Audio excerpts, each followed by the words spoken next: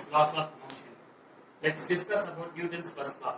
It states that every body continues to be in state of rest or of uniform motion along straight line unless it is acted upon by an external force.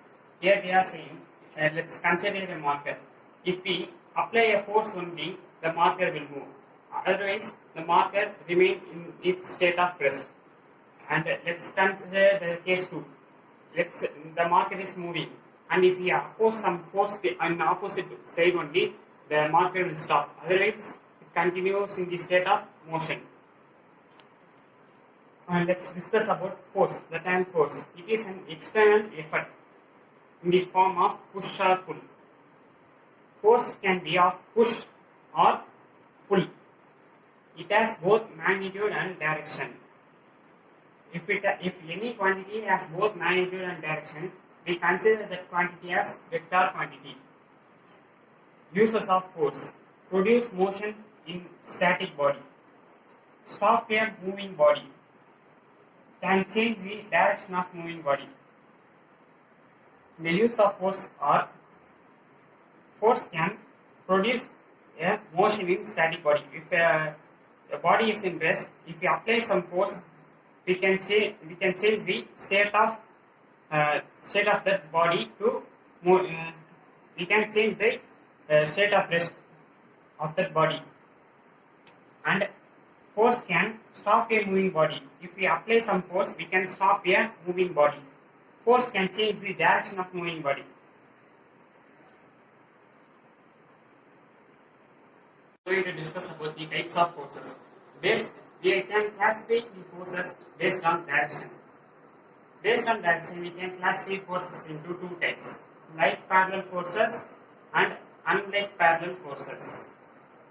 Like parallel forces are nothing but if two or more equal or unequal forces acting along same direction. That is, if we can take a ball of mass m and several forces are acting, we can take F1, F2 and F3.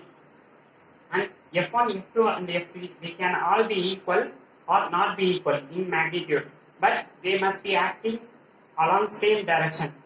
Such forces are known as like parallel forces, and these forces must be parallel to one another.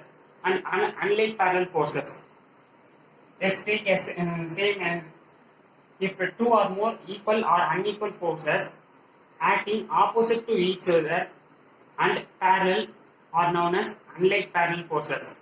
Two or more forces, they can be equal or unequal in magnitude, but they must be acting along opposite direction to one another, and they must be parallel to one another.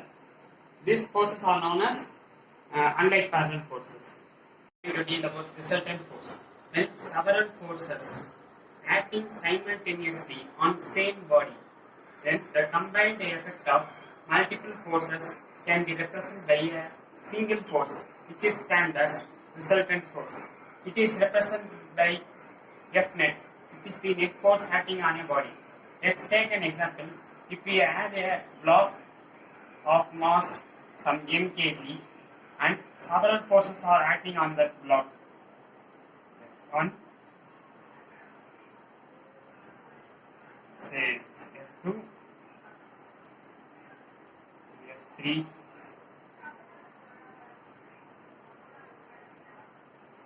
F4.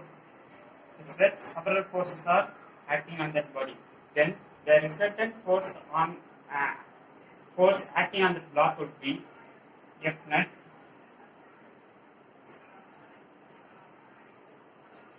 is equal to F1 vector plus F2 vector plus F3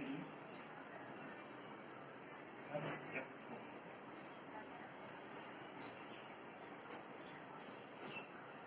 Topic we are going to see is action of forces.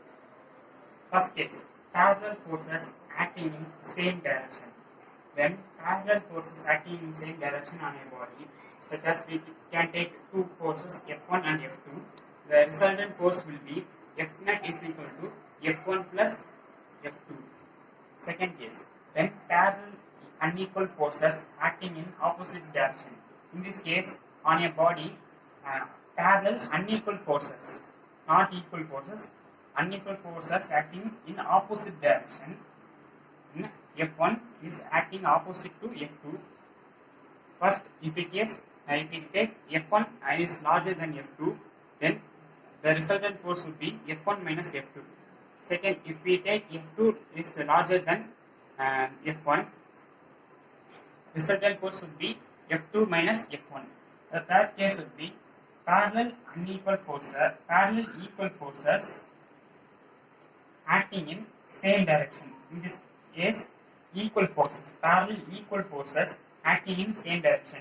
We can take we can take two forces F1 and F2, and they both are equal and they are acting in opposite direction,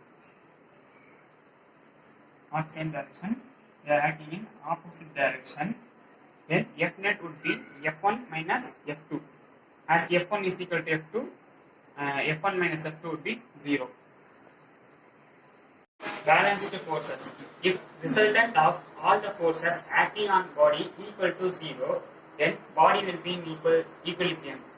They are saying that if the net force is equal to 0, the body will be in equilibrium, such that the body will not move. It will be in rest. Unbalanced forces. If the resultant of all the forces acting on the body is not equal to 0, then it causes motion of an object. The body will move in the direction of resultant force.